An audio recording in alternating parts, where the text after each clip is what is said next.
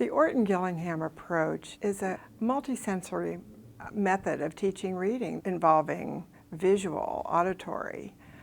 We fingerspell. We count words when we're writing a dictated sentence. We have red words that you cannot fingerspell. We use our arms to learn how to spell them. In our curriculum that the district has given us, things appear in a different order than they do in the Orton sequence. So I just try to adjust accordingly. But I really cover the same things. I just might do them in a little different order. It works so well with English language learners. The same things that the dyslexic student needs, the student with a language deficit coming in needs. They need the auditory, they need the visual, they need all of the tactile experiences that you find with Orton-Gillingham. Boys and girls, put your pencils at rest and walk to your first station. Don't forget to push your chairs in. Candy.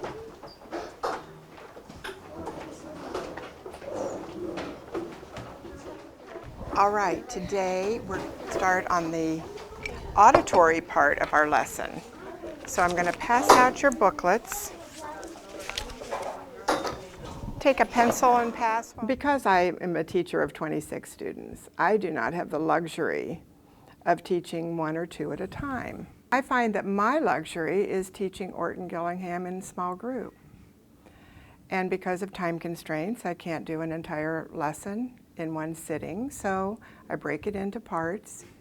The first part, I do a visual drill, review, introduce a new skill, and do reading.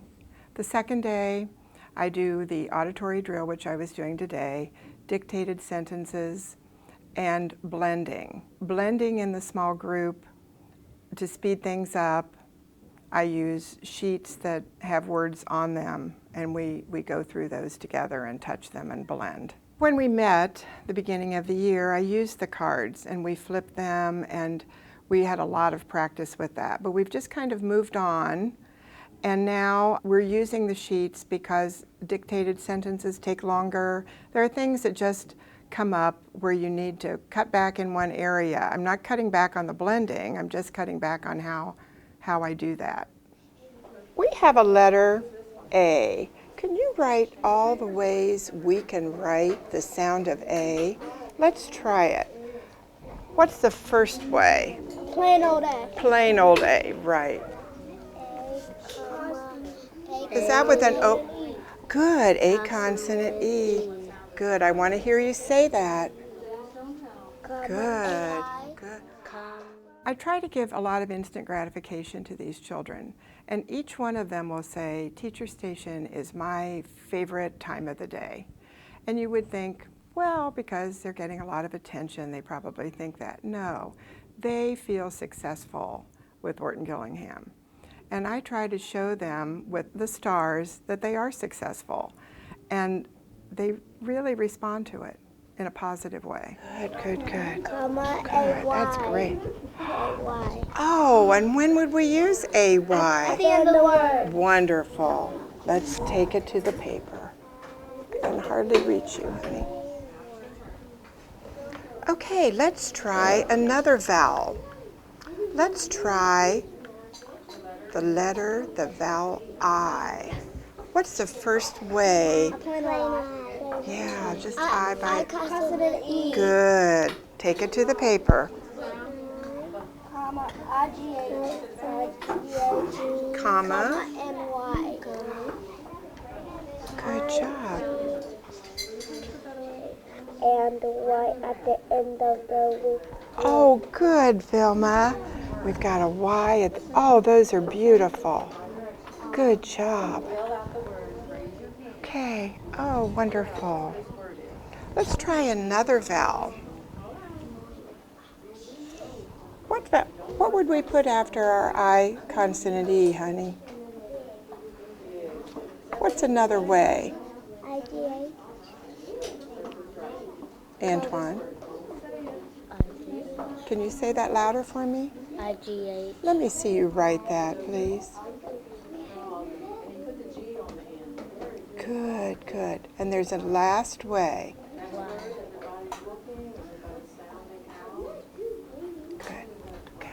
we count words in our dictated sentences, it's hard to hold on to all of those words, and that helps. And you'll find that they say, oh, I want to write a sentence with 10 words now, or with 11 words. So they're excited about it. We count because it just helps them to focus on the word, to be able to recall it. Okay. Stand on a stool to reach the top shelf. Stand on a stool to reach the top shelf. Those are a lot of words to hold on to. So let's see. Let's say it one more time. Stand on a stool to reach the top shelf. Some of the children were finger spelling. That is a way that they can tell their finger what letter to write next. I taught finger spelling right off the bat when we met in the fall, and we've just done it regularly. It's pretty much of a habit for them. Finger spelling helps them to think about each sound that they are going to write. And they might finger spell one sound at a time, finger spell the whole word first, and then go back and finger spell one sound. When we started, of course, we just had consonant-vowel consonant words, and then when we got into blends and digraphs, they realized they had to be thinking about, how do I finger spell shelf? And how do I finger spell drill with that double L at the end? So they're pretty watchful about it. The top shelf. Let's finger spell that. L. It's not a shell, it's a shelf. Do you know what a shelf is? No. The beginning of the year, each child has a station folder. And this tells them their schedule of when they go to each station. The T is the teacher station. That is a homogeneous group of children. The other stations are heterogeneous. So when the students come to me at the teacher station, they are all on a level with an Orton-Gillingham lesson planned for them. When they go to the other stations, they're in a heterogeneous grouping where learning is differentiated. Within each station, there were some children who could assist others, and they do that. We like them to coach one another and to help when asked. One station today involved onsets and rhymes. They were to choose one of each, combine it to make a word.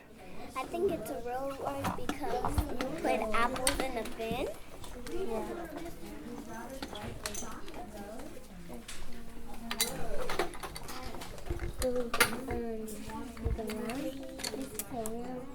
Now that might be a real word, it could be a nonsense word, but they had to determine and write in one column the word if it was a real word, and a nonsense word would be in another column. Another station today was find the mystery word. I choose kind of a large word. It had 2 vowels, and ask them to find as many words within that mystery word they could find, and then to try to solve to find the mystery word. So they had little paper tiles in that station. Each time it's visual, it's tactile, and when they're speaking with each other, they're talking about the sounds.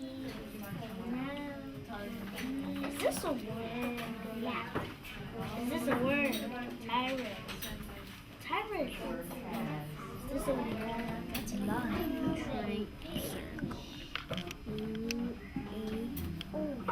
If I had another yellow right green.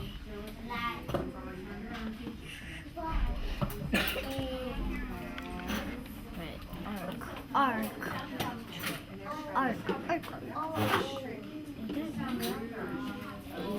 Each station is kinesthetic also. I always have a seat workstation planned.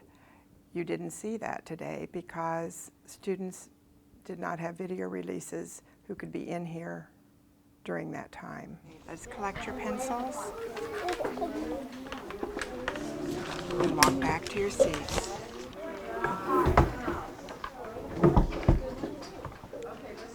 A friend told me that this would be a great program for me to be involved in, and I took his word for it, and I took the full-blown summer session at Mayerson for an entire month. It was an intensive month.